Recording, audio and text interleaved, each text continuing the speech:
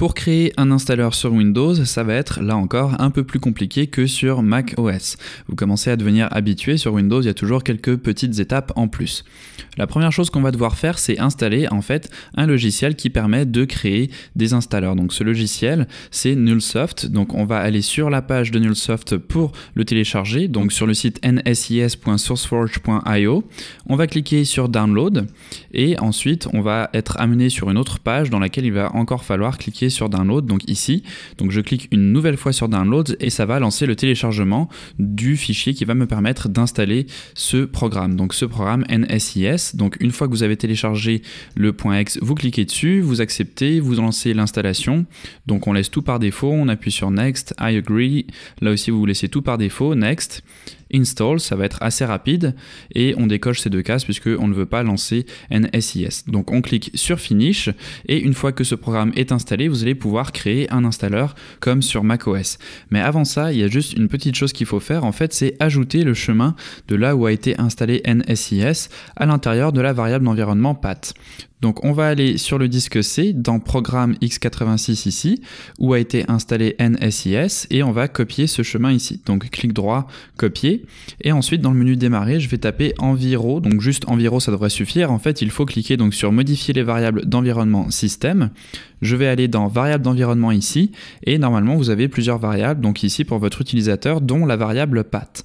Donc normalement elle existe déjà, si elle n'existe pas pour vous, si vous n'avez pas cette variable path, vous pouvez la créer en cliquant sur nouvelle ici. Donc le nom de la variable c'est path et la valeur qu'on veut mettre c'est celle qu'on vient de copier, donc le chemin de l'installation de NSIS. Moi, elle existe déjà, donc je vais cliquer sur annuler ici et à la place, je vais modifier la valeur existante. Donc je clique sur modifier et là, à droite, je vais cliquer sur nouveau pour ajouter une nouvelle valeur dans cette variable d'environnement. Donc là encore, je colle le chemin vers le dossier NSIS. Je valide en cliquant sur OK. Je valide encore une fois en cliquant sur OK ici et une troisième fois en cliquant sur OK dans les propriétés système. Donc normalement, c'est tout bon. On a bien mis le dossier de NSIS dans la variable d'environnement path et on va pouvoir lancer l'installation avec Commander. Donc pour ça, on va utiliser Commander. On va aller donc sourcer notre environnement virtuel, donc source venv et script activate. Donc bien attention, sur Windows, le dossier s'appelle script. J'appuie sur entrée pour activer mon environnement virtuel. On va se rendre à l'intérieur du dossier warmup.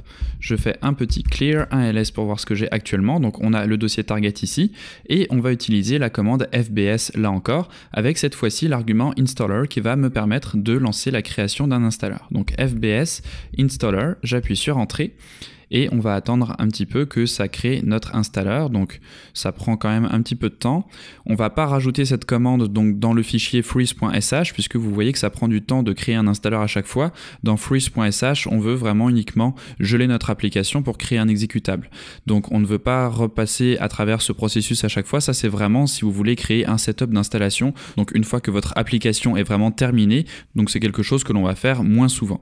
Donc ça a fonctionné, vous voyez qu'on a dans Target cette fois-ci un warmup setup.exe, donc je vais ouvrir un explorateur Windows là encore dans mon dossier Target, donc Explorer Target, j'appuie sur entrée et on va essayer d'installer notre programme. Donc notre programme il est toujours disponible ici dans warmup. Si je vais cliquer sur le warmup.exe, ça va bien me lancer mon application, mais si jamais vous voulez l'installer, donc vous allez pouvoir utiliser ce fichier warmup setup.exe. Donc vous double-cliquez sur le fichier pour lancer l'installation, on va accepter ici et on se retrouve avec donc un setup d'installation avec les fameux Next, donc on appuie sur Next pour lancer l'installation.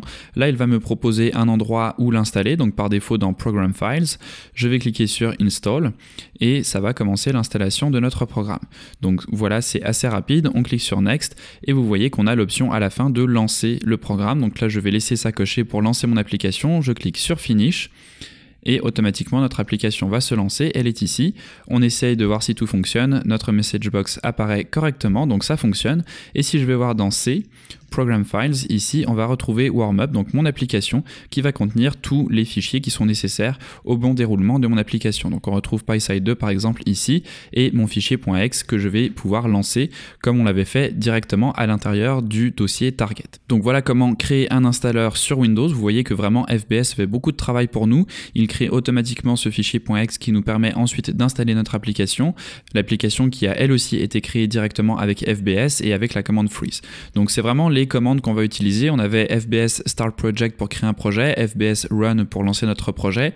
Ensuite, on a FBS Freeze et FBS Clean qu'on utilise donc pour nettoyer notre dossier et ensuite geler notre application pour en faire un .exe, et pour finir donc FBS Installer qui nous permet de créer cet installeur grâce à l'application NSIS qu'il faut donc installer en plus sur Windows.